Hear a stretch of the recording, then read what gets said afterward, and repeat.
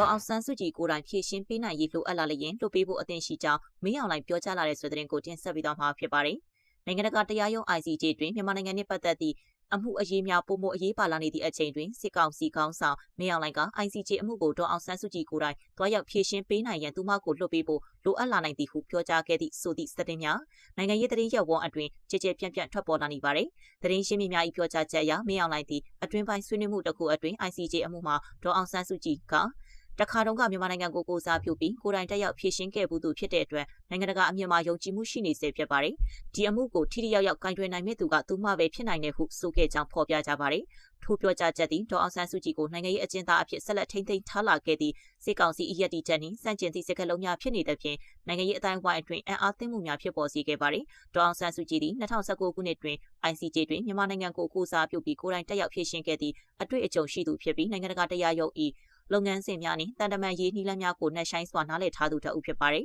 ။ထို့ကြောင့်ယခုအချိန်တွင်လည်း ICJ အမှုကိုသူမထပ်ပုံမတင်တော်စွာကင်တွယ်နိုင်သူမရှိနိုင်ကြောင်းမင်းအောင်လှိုင်ဘက်မှထည့်သွင်းသုံးသပ်လာသည်ဟုသတင်းများကဖော်ပြပါတယ်။နိုင်ငံရေးသုံးသပ်သူများကတော့မင်းအောင်လှိုင်၏ထိုးထိုးသောပြောကြားမှုသည်နိုင်ငံတကာဖိအားများပြင်းထန်လာခြင်း၏အကျိုးဆက်တစ်ခုဖြစ်နိုင်ကြောင်းသုံးသပ်ကြပါတယ်။အထူးသဖြင့် ICJ အမှုတွင်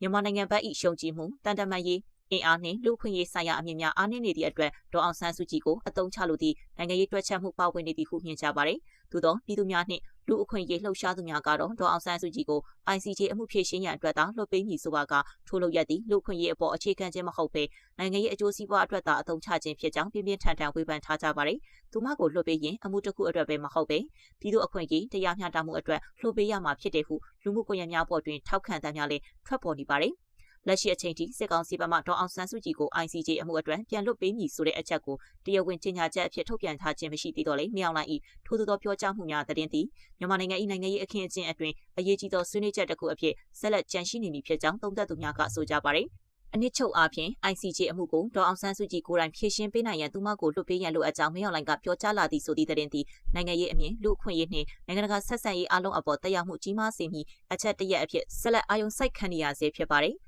ဆက်လက်ပြီးအယံမှုနေလျင်စက်ကြီးငွေပို့ကောက်သည့်နေပြီးတော့စစ်တပ်ဂိတ်ကို PDF လျှက်တစ်ပြက်ဝင်ပစ်တယ်ဆိုတဲ့တင်ကိုတင်ဆက်ပြီးတော့မှာဖြစ်ပါတယ်။အယံမှုနေလျင်စက်ကြီးငွေပို့ကောက်သည့်နေပြီးတော့အီလာမျိုးအနီးရှိစစ်တပ်ဂိတ်ကိုပြည်သူတို့ဤတောင်းဆိုမှုအရလျှက်တစ်ပြက်ဝင်ရောက်ပစ်ခတ်ခဲ့ရာစစ်သား2ဦးဒဏ်ရာရရှိခဲ့ကြောင်းဝရစိန်တပ်ဖွဲ့ကသတင်းထုတ်ပြန်ပါတယ်။ဇန်နဝါရီ10ရက်ညနေ9:00နာရီခန့်တွင်လက်ဝဲမြို့နယ်အောင်ချမ်းသာကြီးရွာနန်းချိုးချောင်းရှေးကျော်၌ဂိတ်ဖွင့်ပြီးစက်ကြီးကောက်နေသည့်စစ်သားများကိုဖျက်ခတ်ခဲ့ခြင်းဖြစ်ကြောင်းယနေ့ဇန်နဝါရီ17ရက်မွန်းလယ်ပိုင်း၌သတင်းထုတ်ပြန်ပါတယ်။ခန့်မှန်း10မိနစ်ကျော်ပါ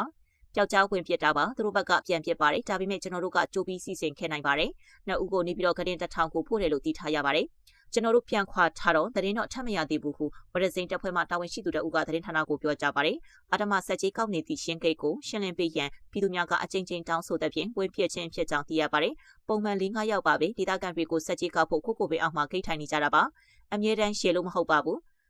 လုံခြုံရေးအကြောင်းပြပြီးပတ်စံလာကောက်တာပါတတ်မှတ်ချက်မရှိပါဘူးမူးရင်ပိုကောက်ပါတယ်ဟု၎င်းကဆက်ပြောပါတယ်ရင်းတိုက်ခိုက်မှုကိုဝရစိန်တပ်ဖွဲ့မှချေမှုန်းရေးတပ်ဖွဲ့ဝင်များဆင်နွှဲခဲ့ခြင်းဖြစ်ပါတယ်အောင်ချမ်းသာကြီးရွာသည်အီလာမြို့နှင့်4မိုင်ခန့်ဝေးပြီးနေပြီးတော့ပြည်ပြည်ဆိုင်ရာလေစိမ့်နှင့်6မိုင်ခန့်ဝေးကလဲဝေးမြို့နှင့်မူ12မိုင်ဝန်းကျင်ဝေးပါတယ်စစ်သားများထိခိုက်မှုကိုသတင်းဌာနအနေဖြင့်တိကျအတိမပြုနိုင်ပေဆက်လက်ပြီးတိုက်ပွဲပြင်းထန်လာသည့်စစ်တွေတွင်အရာရှိများအရေးပေါ်ထွက်ပြေးနိုင်ရန်အတွက်ရဟတ်ယာဉ်များအသည့်အနေထားရှိတယ်ဆိုတဲ့သတင်းကိုတင်ဆက်ပြီးတော့မှာဖြစ်ပါတယ်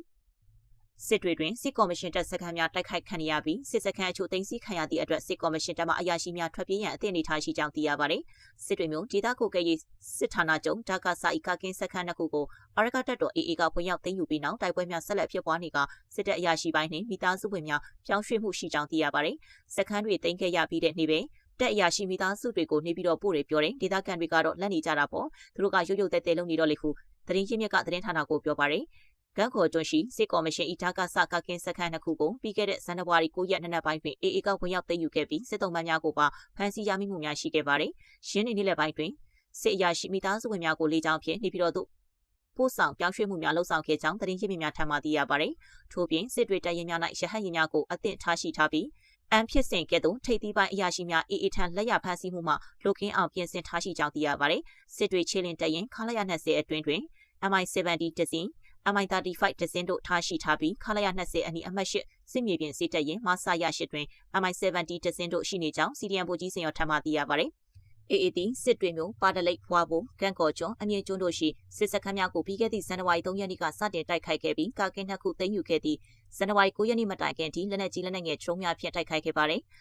ဆက်လက်ပြီးထန်းတပင်ထွေအုပ်ရုံးမှပြုလုပ်တဲ့စစ်အုပ်စုအစည်းအဝေးတိုက်ခိုက်ခံရပြီးထွေအုပ်တူးညွန်မှုတအုပ်နှင့်တေဆုံထန်းတပင်ရဲစခန်းနှင့်ရန်ကုန်မန္တလေးလမ်းဟောင်းပေါ်ရှိစစ်အုပ်စုခိတ်စခန်းများတိုက်ခိုက်ခံရပြီးစစ်ကော်မရှင်တပ်သား2ဦးတေဆုံနယ်ဆွဲတဲ့ကိုတင်ဆက်ပြီးသားမှာဖြစ်ပါတယ်။ပဲခူးတိုင်းတောင်ကူခရိုင်ထန်းတပင်မြို့နယ်စစ်ကော်မရှင်အထွေထွေအုပ်ချုပ်ရေးဦးစီးဌာနရုံးကိုဒေသကွယ်ကဲရေးတပ်တွေကတိုက်ခိုက်ခဲ့လို့စစ်ကော်မရှင်အထွေထွေအုပ်ချုပ်ရေးဦးစီးဌာနဒုတိယညွှန်ကြားရေးမှူးတဦးသေဆုံးပြီးဝန်ထမ်းတချို့ဒဏ်ရာရရှိခဲ့တယ်လို့ပဲခူးတိုင်းစစ်ဌာနကဒီကနေ့ထုတ်ပြန်ပါတယ်။ဒီတိုက်ခိုက်မှုကိုဒီကနေ့ဇန်နဝါရီ17ရက်နေ့မနက်ပိုင်းထန်းတပင်မြို့နယ်ကစစ်ကော်မရှင်အထွေထွေအုပ်ချုပ်ရေးရုံးမှစစ်အုပ်စုအစည်းအဝေးလုပ်နေချိန်မှာတိုက်ခိုက်ခဲ့တာကြောင့်အခုလိုသေဆုံးဒဏ်ရာရတာတွေရှိခဲ့တယ်လို့သိရပါတယ်။အလားတူဒီကနေ့မှာပဲထန်းတပင်မြို့နယ်ရဲစခန်းကိုတိုက်ခိုက်ခဲ့တဲ့အတွက်အကြမ်းဖက်စစ်အုပ်စုတပ်ဖွဲ့ဝင်2ယောက်သေဆုံးပြီးဗိုလ်မှူးတပ်ဦးအပါ3ယောက်ထိမှန်ဒဏ်ရာရရှိခဲ့တယ်လို့လည်းပဲခူးတိုင်းစစ်ဌာနကထုတ်ပြန်ထားပါတယ်။ဒါအပြင်ဖြူမြို့နယ်ရန်ကုန်မန္တလေးလမ်းဟောင်းပေါ်ကအကြမ်းဖက်စစ်အုပ်စုခိတ်စခန်းတွေကိုကာကွယ်ရေးပူးပေါင်းတပ်ဖွဲ့တွေကစက်တိုက်တိုက်ခိုက်ခဲ့တယ်လို့ပဲခူးတိုင်းစစ်ဌာနရဲ့ထုတ်ပြန်ချက်အရသိရပါတယ်။ဒီကနေ့ဇန်နဝါရီလ17ရက်နေ့မှာပဲအကြမ်းဖက်စစ်အုပ်စုရဲ့စားကွန်ခိတ်အထိုင်စခန်းကိုကာကွယ်ရေးတပ်ဖွဲ့တွေကဝင်ရောက်တိုက်ခိုက်ခဲ့လို့